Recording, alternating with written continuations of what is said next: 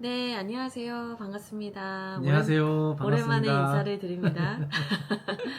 네, 오랜만에 인사를 드리는데요. 오늘은 저희가 이제 여름 사역에 대한 얘기를 하려고 해요. 근데 이제 저희 교회에서 여름 사역 중에 정말 중요하게 생각하는 사역이 뭐냐면 한여름 우물 기도회라는 이 기도회 사역을 되게 중요하게 생각을 해요.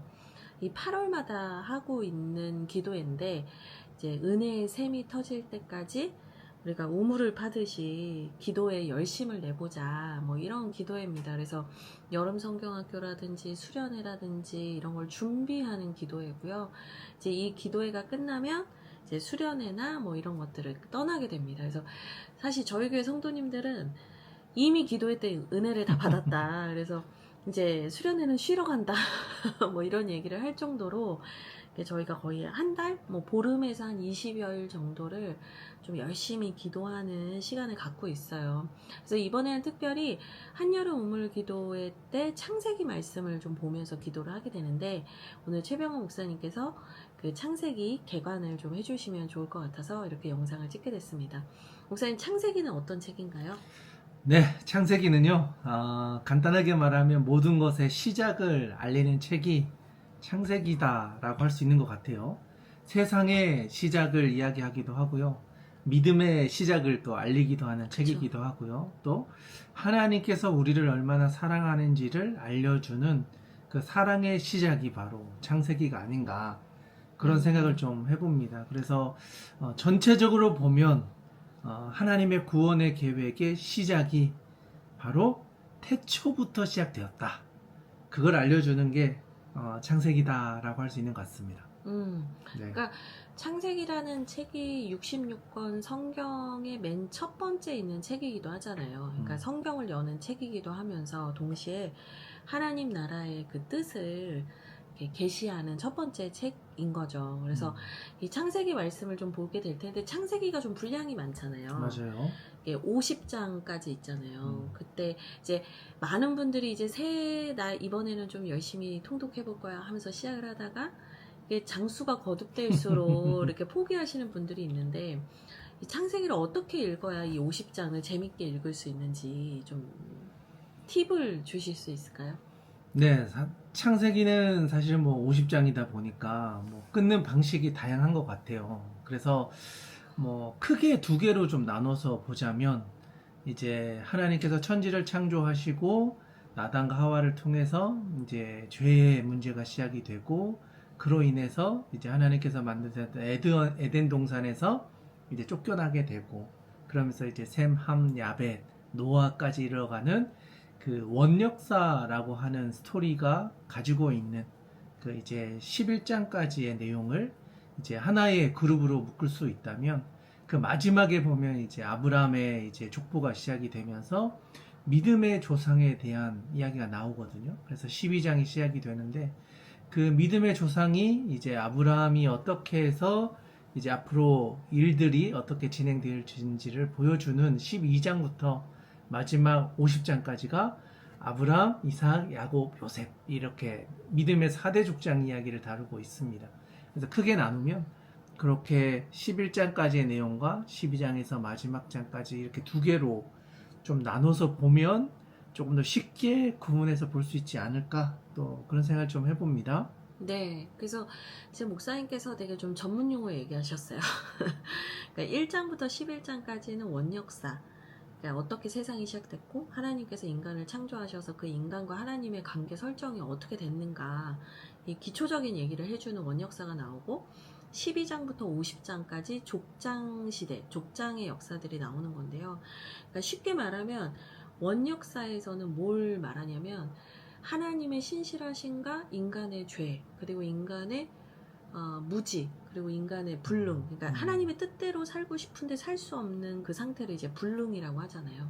그 불능의 상태를 처절하게 보여줘요. 그래서 11장이 무슨 얘기가 나오냐 바벨탑 사건이 나와요. 그러니까 하나님이 계속해서 기회를 주시고 기회를 주시고 기회를 주셨는데도 불구하고 여전히 죄를 짓는 인간에 대한 결론으로 11장이 끝나요.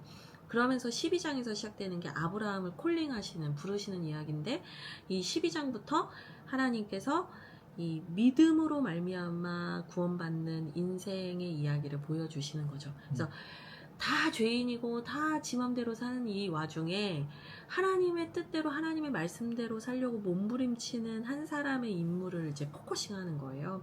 그래서 결국에는 하나님의 나라는 예수 그리스도를 믿음으로 말미암아 구원받는 것처럼 이 아브라함으로 시작되는 믿음의 역사가 이제 시작이 돼요. 그래서 아브라함을 뭐라고 하죠? 믿음의 조상이라고 하죠. 그렇죠. 네. 그래서 이 믿음의 조상 마태복음에 아브라함과 다윗의 자손 예수 그리스도의 계보라, 이 마태복음 1장 1절에 나오는 이 믿음의 계보가 아브라함부터 시작되는 얘기가 나옵니다. 그럼 목사님, 저희가 이제 한여름 우물기도회 때 말씀 영상을 이제 차후에 편집해서 업로드를 하긴 할 거지만 뭐 길게는 안 하기로 했잖아요. 뭐 짧게만 할 거라서 이 창세기를 혼자 통독하시는 분들에게 있어서 좀 중요한 인물이나 중요한 본문, 목사님께서 참 중요하다고 생각하는 부분도 좀 찝어주실 본문이 있을까요?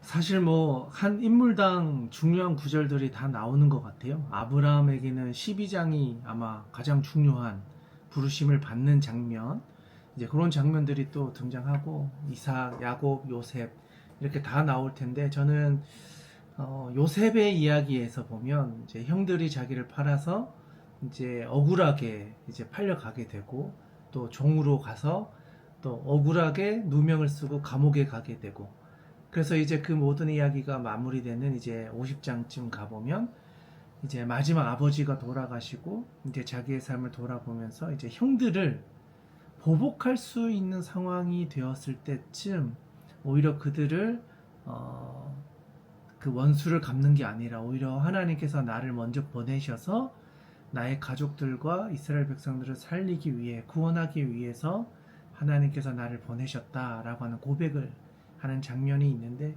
저는 그 장면을 보면서 이게 바로 구원의 하나님의 방법이 아닌가. 당장은 우리에게 고난인 것 같지만 하나님께서 그것을 선으로 바꾸셔서 오히려 모든 백성들을 구원하게 하시는 하나님의 섭리, 그게 구원의 계획이 이 창세기 안에 숨겨져 있다, 그렇게 볼 수 있는 것 같아서 요셉의 이야기가 좀 집중해서 보시면 또 많은 은혜가 되지 않을까 생각해 봅니다. 네, 그래서 저희가 이 창세기 1장부터 쭉 우물기도회 동안 다 전체적으로 보고요. 이제 수련회 때 집중적으로 다루게 되는 설교 본문이 이제 요셉의 이야기입니다. 그래서 45장 7절이죠. 이 요셉이 큰 구원으로 하나님이 우리를 구원하셨다. 나를 먼저 보내신 이유가 그거다. 이 말씀을 이제 하게 되는데, 오늘 목사님께서 해주신 그 본문이 저희 수련의 이제 주제 구절이기도 합니다. 그래서 이게 사실은 주학일교회 주제 말씀이랑도 연결이 되는 것 같아요. 롬팔이팔. 예, 하나님께서 부르신 이들, 하나님을 사랑하는 이들과 이 하나님의 이 역사 안에서 이 하나님을 사랑하는 이들이 합력하여 선을 이루는 하나님의 뜻을 보게 되잖아요. 그러니까 그 말씀의 창세기 버전이 이제 그 45장 말씀이 아닌가 싶어요. 이제 이 영상을 좀 마무리하려고 하는데요. 목사님께서 이 창세기 관련해서 마지막으로 해주고 싶으신 말씀이 있으신가요? 네, 이 창세기는요, 세상의 시작이면서 동시에 저는 우리 그리스도인의 시작을 알리는 책이 아닌가, 그런 생각을 좀 해봅니다.